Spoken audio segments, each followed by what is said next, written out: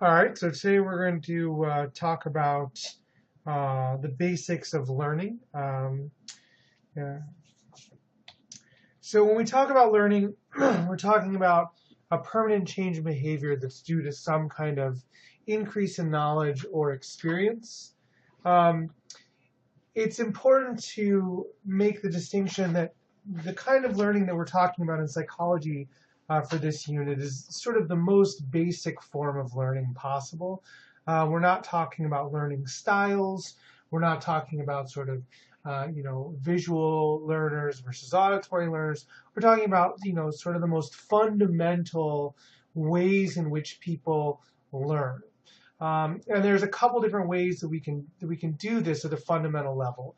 We can learn through association, either that two events go together. This is sort of the when A then B. If that happens enough, we learn that well, when A is the present, then B is also present. Um, we can also learn through being rewarded or punished. And we can learn through observation. We're going to kind of go through and talk about each of these today. Um, the one thing about learning that's really important is that learning is learning enhances our survival. Um, Learning, our ability to learn from our environment um, helps us to survive in that environment. We as humans will sort of naturally make connections between events and consequences in our environments. Whether or not those, events are necessarily causally related, if they occur in conjunction, we'll make those connections. And we do this because, one of the goals of one thing that enhances our ability to survive is our ability to predict what is going to happen. And so learning is very helpful for us in sort of making these kinds of predictions about what is going to happen in our environment. So classical conditioning is a form of learning where we're associating one or more stimuli together. And this comes from this guy named Ian Pavlov, who is this Russian medical doctor. Um, and he was working in Russia the earlier part of the century, and he was really interested in digestion. Um, and he did a whole series of experiments where he was looking at how the body digests food, and he was using dogs as his test subjects. Um, and one of the things that he discovered as he was doing this series of experiments um, was that his dogs were salivating in response to food. And Pavlov, he's interested in digestion. He thinks the salivation might be important. Uh, Thank you, Apple, for helping me. Um, he thinks that this uh, he thinks that salivation might be important for the process of digestion. Subsequently, we know today that there are actually enzymes that are released in saliva that begin to break down the food. So he was sort of onto something with this. But what was interesting about what Pavlov noticed was that dogs were salivating when they were eating their food, which you would expect. But he also found that they were salivating at other times when they just merely saw the food, or when they saw the food in the dish, or when they heard or saw the person who brought the food to them. Right? And as a medical doctor, as a biologist, this doesn't make much sense to Pavlov. Why would the body be salivating when there's not actually food in this dog's mouth? Right? This doesn't make any sense. So he sets up this series of experiments to test this idea of why it is or how it is that the dog learns to sort of salivate in anticipation of their food. And so what he does is he starts to vary the stimuli. He says, there are these stimuli, the food in the dish, the person walking down the hall with the food. There's stimuli that's leading this dog to salivate. So he started to vary the stimuli. He started out with a metronome. Now, a metronome is a little device that's used by musicians. It just keeps time. You can imagine it's just kind of ticking. If you look at the animation on the screen, every time the little swing arm moves back and forth, it's just tick, tick, tick, tick, tick, tick. And what he found was that if he played the metronome, the sound of the metronome, just before he fed the dog began to associate the sound with the food. So the dog learned that the sound of the metronome means that food is coming. Right? If every time you hear a bell, every time you hear some weird sound, you know that food is coming, right? Then that sound will be diagnostic of food. It'll tell you something. It'll help you to predict your environment. And what he found was that over repeated pairings, so every time he would bring the dog food, he would play the metronome, then he'd present the dog with food. Play the metronome, then present the dog with food. And eventually, hearing the metronome itself would lead the dogs to salivate. Okay. And this is an example of what we call classical conditioning. So classical conditioning involves conditioning some kind of reflexive response. So salivating is a reflexive response. If you very quickly shine a bright light at someone's eyes, or you blow in their eyes, people will reflexively blink. These are kind of reflexive responses. It's something that we're not sort of consciously controlling necessarily. So for example, when food comes, when we're presented with food, we salivate. People have this experience all the time. You're really, really hungry, and you walk past a restaurant, and they have some kind of delicious smelling food. And what happens? You start to salivate. Right? And this is evidence of this idea of classical conditioning. If we are in a dark room, and our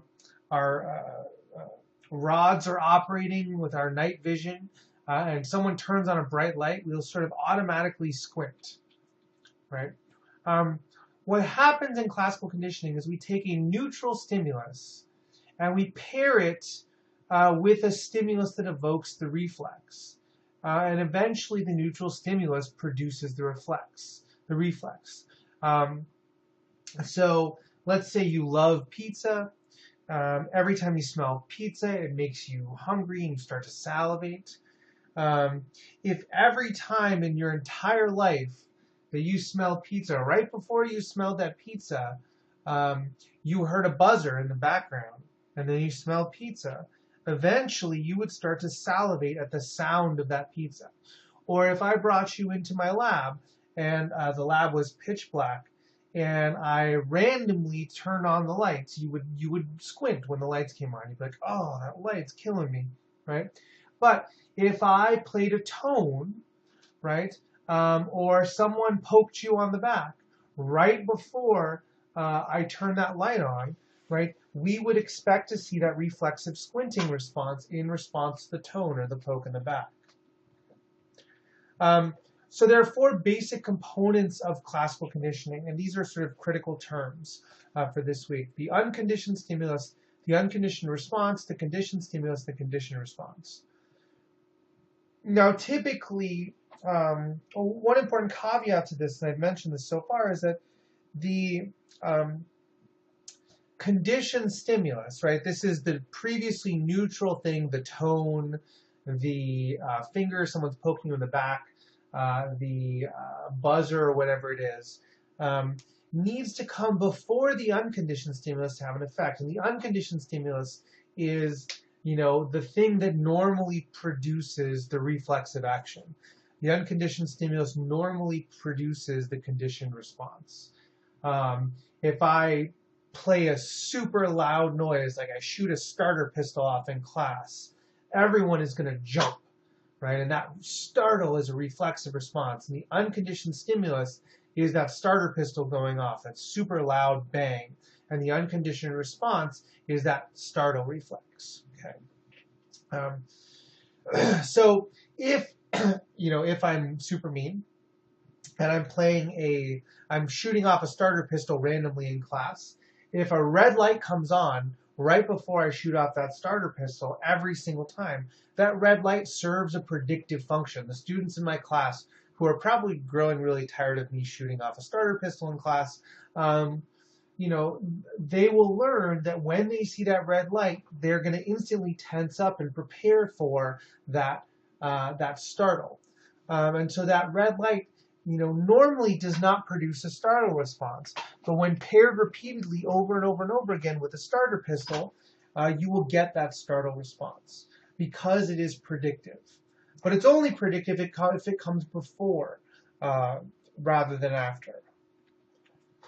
So for the Pavlov example, sort of bringing this all around, the unconditioned stimulus and the unconditioned response are sort of the normal pattern of behavior, right? When you put food in your mouth, you salivate. When someone shoots a starter pistol behind your head, you start, or you startle. You have that sort of startle response. Normally, stimulus normally produces a reflexive response. Now, a neutral stimulus is the stimulus that normally does not produce any response, or it doesn't produce the reflexive response. All right, so seeing a red light isn't going to make you startle normally. Now, what happens is during the process of conditioning, so when conditioning is happening, right, you are pairing the neutral stimulus with the unconditioned stimulus, and you're producing the unconditioned response. So tone, food, salivate. Right, so the dog hears the tone, they see the food, then they salivate. Hears the tone, sees the food, then they salivate. Okay. And that happens over and over and over again, right? You're in my class, you see the red light, all of a sudden you hear bang, and you startle. You have a little jump. See the red light, hear the starter pistol, bang, and then you jump. Okay. So neutral stimulus gets paired with the unconditioned stimulus, and that still produces that unconditioned response over and over and over again. Now, after conditioning has occurred, this is when you have a conditioned stimulus and a conditioned response. Notice that the conditioned response is still salivation. Right? We're still producing salivation, but we're producing it to the conditioned stimulus, not the unconditioned stimulus. Right? So if the dog is salivating because they see the food, that's unconditioned stimulus, unconditioned response. If they're salivating because they hear a tone, after a period of conditioning, pairing that neutral stimulus to the unconditioned stimulus, then that neutral stimulus becomes a conditioned stimulus, and that produces a conditioned response. Okay. This is kind of a tricky thing for students to get. But if you follow it through in these phases, you've got the unconditioned stimulus producing an unconditioned response. You have a neutral stimulus that produces no response. Then during the conditioning, the neutral stimulus is paired with the unconditioned stimulus, producing the unconditioned response over and over and over again. And then we remove the unconditioned stimulus. We remove the food, and now that tone produces salivation on its own, right? And that becomes the conditioned stimulus and the conditioned response. Similarly, if I'm setting off a loud bang in class following a bright red light turning on, eventually students will startle to the red light, and that becomes a conditioned stimulus.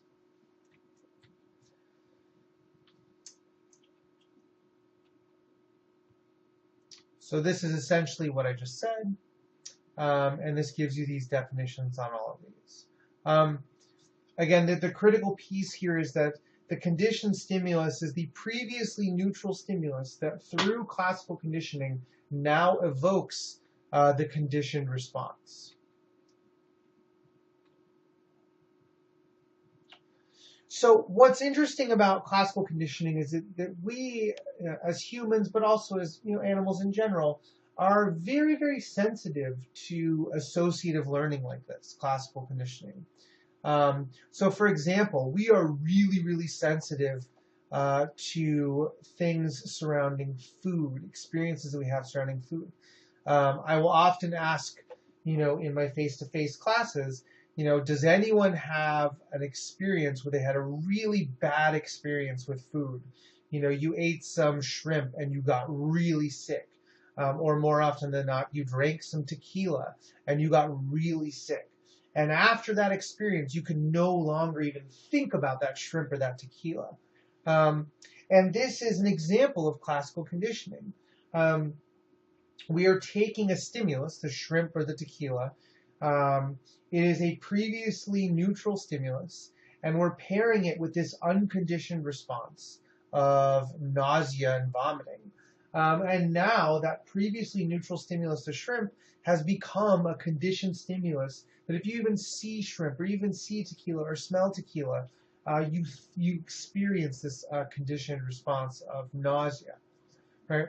We make extremely rapid negative associations with food. This can happen one time. In one bad experience can turn you off of a food for a very long time. So for example, if you're eating a peanut butter and jelly sandwich and you bite into a dead cockroach that's in your peanut butter and jelly sandwich, I know that's super gross, and I'm sure many of you are cringing right now just thinking about that, right? You will instantly potentially associate that feeling of nausea with peanut butter and jelly and all of those aspects of peanut butter and jelly, and find it very difficult to eat that ever again in the future, right? Now, you are not likely to develop this aversion if you find a dead cockroach near your television, right? Again, you're probably going to be pretty grossed out if that happens, but you're not going to develop this sort of instantaneous nausea response when you look at a television, right? Part of the reason for this is that, in our evolutionary past, food that is poisoned, something that makes you sick, right? You see some berries and you're not entirely sure if they're poisonous or not, so you eat one of them and it makes you awfully, awfully sick, right? Then that means that, that food is something that you want to avoid, right? That could potentially have killed you if you'd eaten enough of it, right? And so we get this conditioned taste aversion toward this sort of survival value. It allows us to predict our environment. Well, I know that that food right there makes me sick and is potentially harmful, so now I will avoid it. Okay. Right. So then I always ask students about tequila because invariably, in at least one of the students in my classes will have had a bad experience with tequila or something similar, and they can give examples of this kind of taste aversion. Okay. Classical conditioning is used in other ways. One big problem with cancer treatment, so if you're familiar with cancer treatment, one of the side effects of chemotherapy is extreme nausea, and oftentimes this extreme nausea can get paired with food. Cancer patients can they can be conditioned to associate the therapy with nausea. They can be conditioned to associate food with nausea.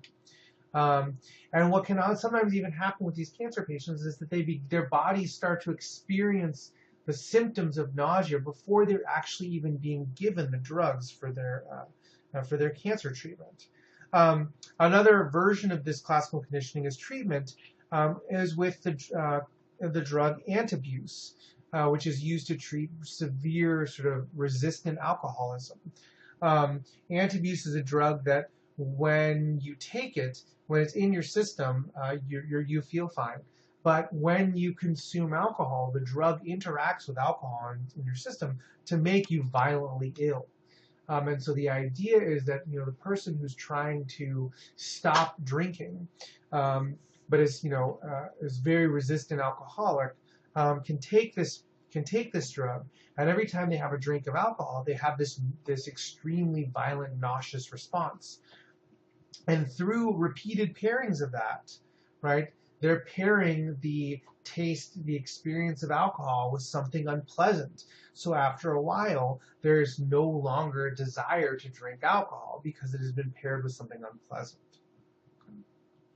So these are some examples of classical conditioning.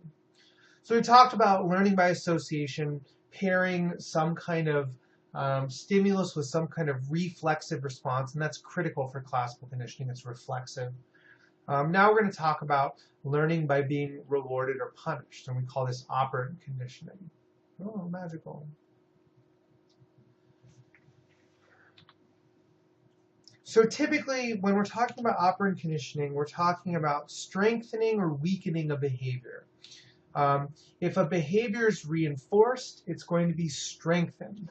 Right, so if my daughter clears her plate from the table after dinner, and I say to her, "Oh, that's such a great job! You did such a great job!" I give her positive praise that's reinforcing that behavior.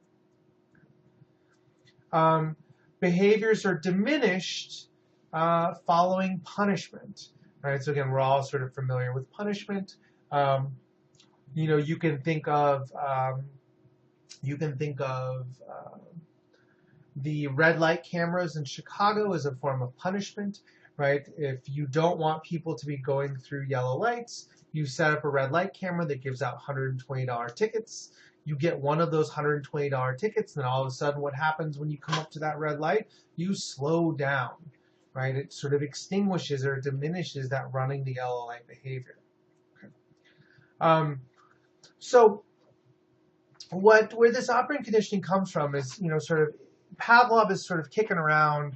People are starting to learn about, or starting to understand classical conditioning and learning by association.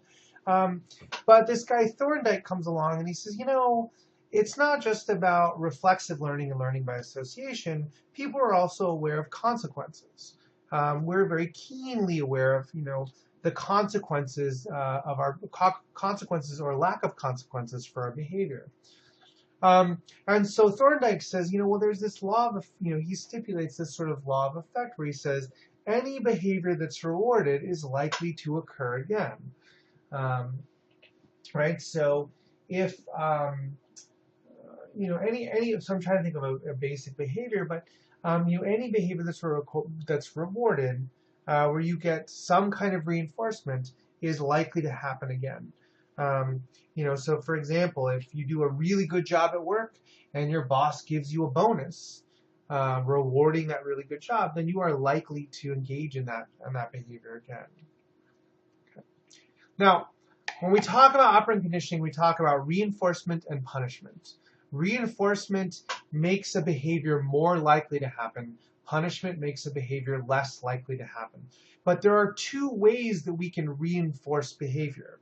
Okay, there are positive reinforcers. These are things that we're sort of familiar with, the sort of things that we normally think about, right? Your child eats all of their dinner and they get to have a treat after dinner. They get to have dessert. That dessert is a reward. We're trying to encourage the eating behavior. We want our kids to eat dinner. Getting a good grade on an assignment, that is a reward.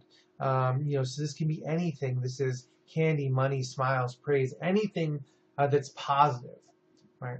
Positive reinforcement. Okay. Positive reinforcement is giving something desirable, right? Giving the bonus to someone who does a good job of work is positive reinforcement.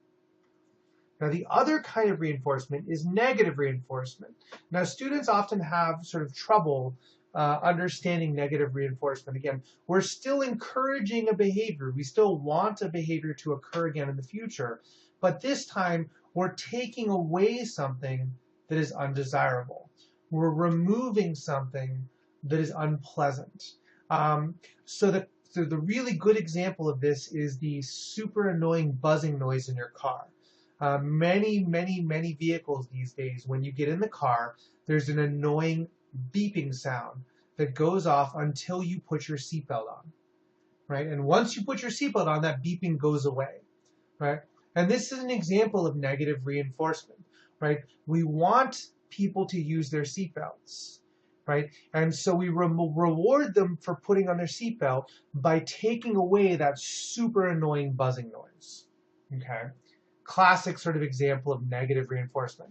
Again, reinforcement, we want the behavior to happen again. Positive reinforcement means we're giving something to get that behavior to occur again.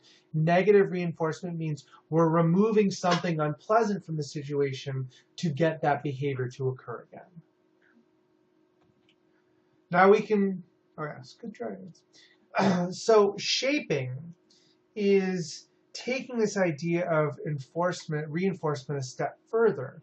And the idea behind shaping is that you can build rewards for multiple behaviors into strings of behaviors where the reward becomes contingent on sort of a sequence of events.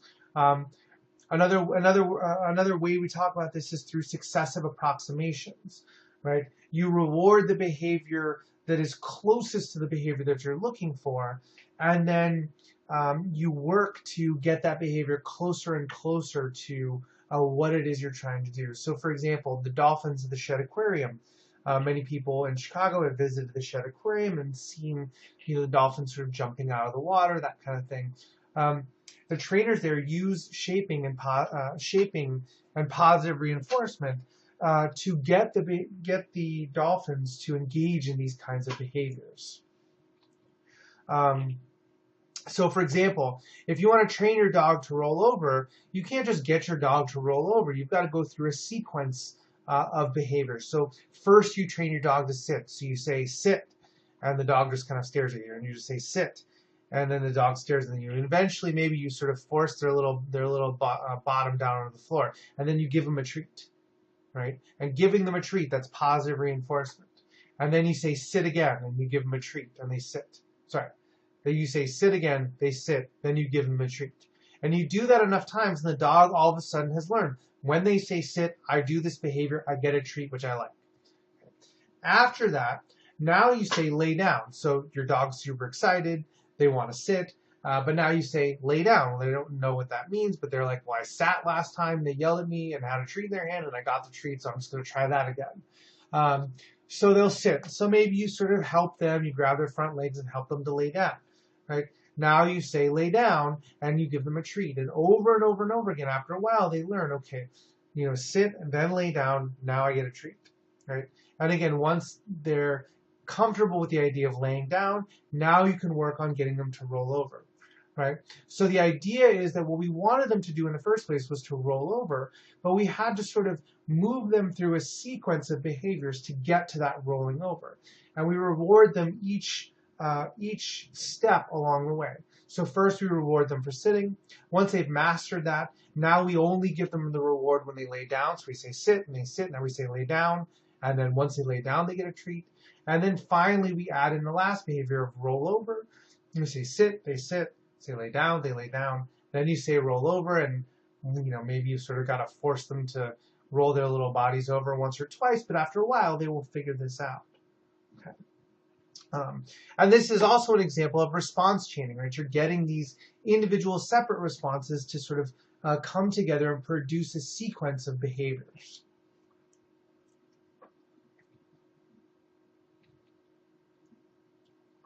So another interesting sort of application of this idea is sort of training your children. We often will inadvertently shape our children's behavior. We shape our children's behavior all the time. Children are keenly aware of what they get reinforced for, what they don't get reinforced for, what they get punished for.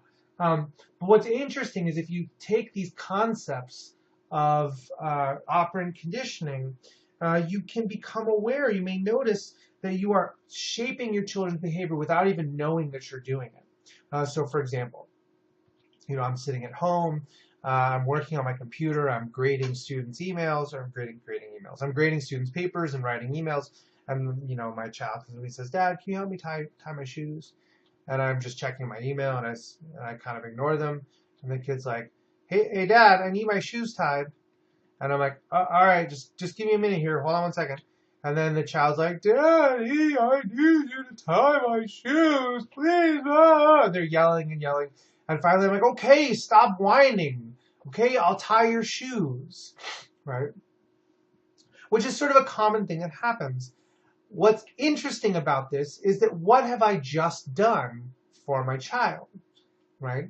If you're thinking about this, what I have done is I have reinforced a behavior that I don't like.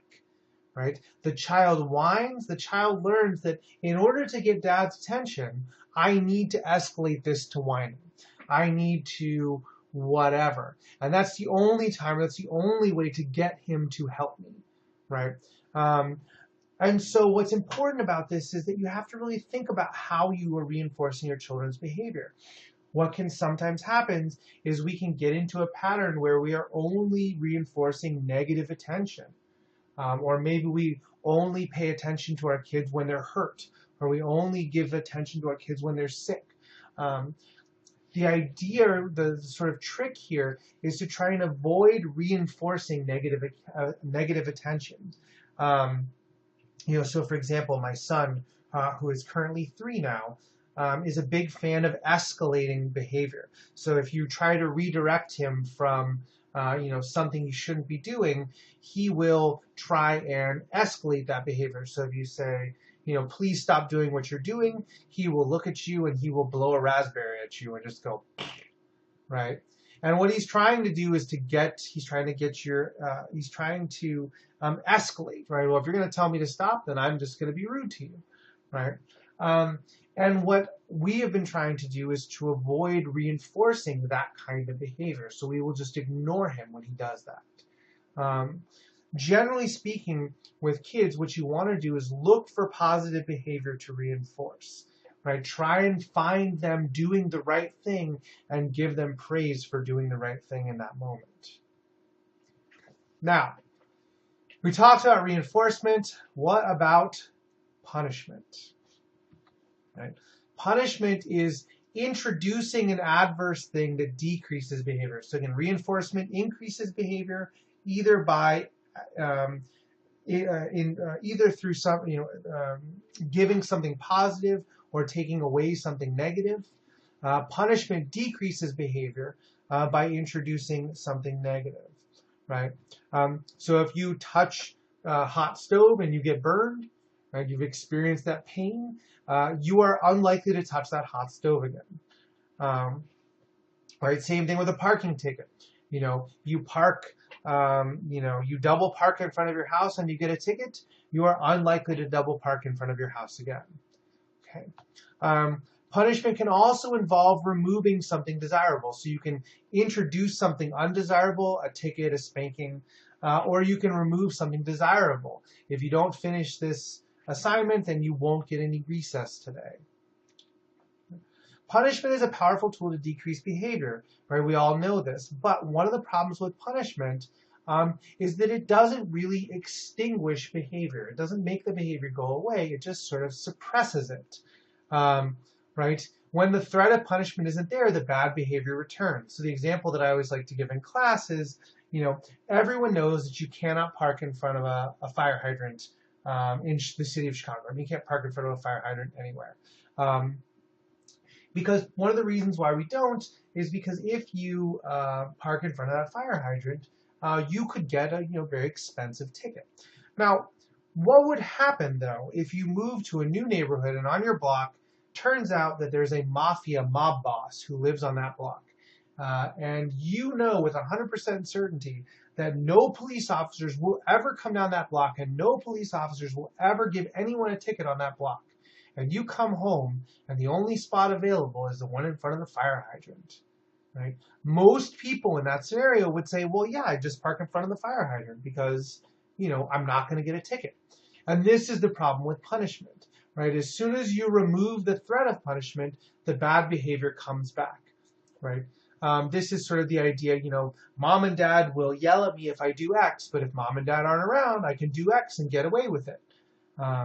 So one of the sort of take-homes with punishment is that punishment works, but it works by teaching people how to avoid punishment. It doesn't work by changing the behavior. The better way to change behavior is through reinforcement, right? Incentivizing and reinforcing positive behavior. All right, so we talked about classical conditioning and operant conditioning. We'll finish by talking about observational learning. So observational learning is learning not by doing, not by being reinforced, but by observing other people's, observing and imitating others' behavior. So this starts in the 1960s with Albert Bandura. He's working at Stanford, and he was really interested in the modeling of aggressive behavior.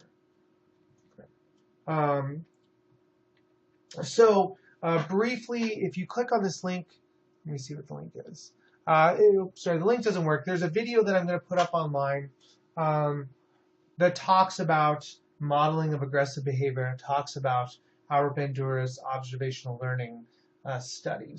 And they talk about this in your book. But essentially what happens is Bandura set up a scenario where a kid could observe an adult behaving violently and aggressively towards an object. It turns out to be this sort of inflatable clown doll kind of thing.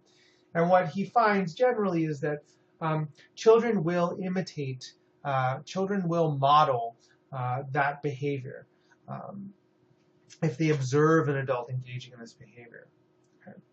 And this is it's pretty tremendous research. The idea that we can learn to be aggressive simply by observing other people behaving in an aggressive manner.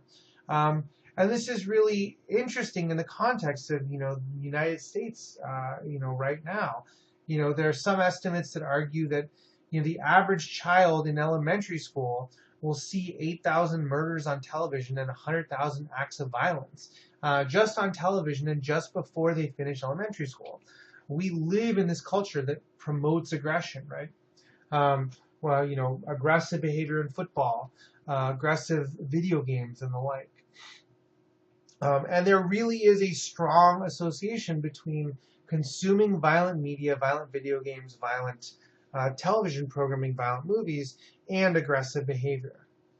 So one example of this is Huseman, 2003.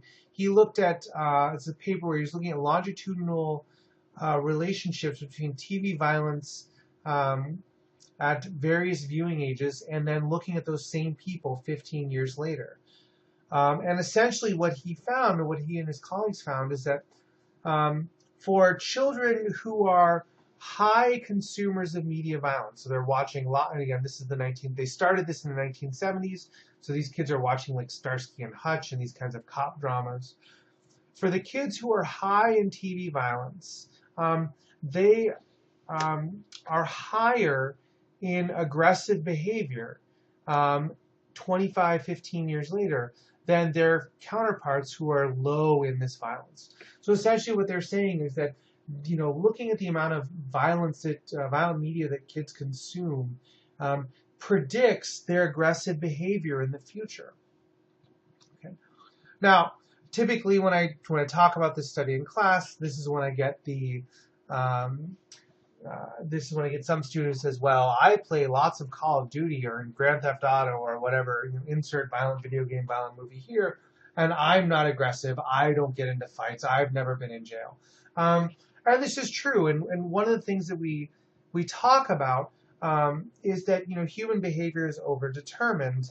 In any given moment, the factors that are going to interact to produce a particular behavior are tremendous. There's a variety of different factors. But there is really strong evidence that there's a causal relationship between consuming violent media and aggression. But it depends on other risk factors like seeing the world as a hostile place, having parents who are not really involved in your life. Males tend to be more physically aggressive than females. Also, being a victim of violence increases violent aggressive behavior. Also, getting into fights, that kind of thing, right? So it is not to say necessarily that observing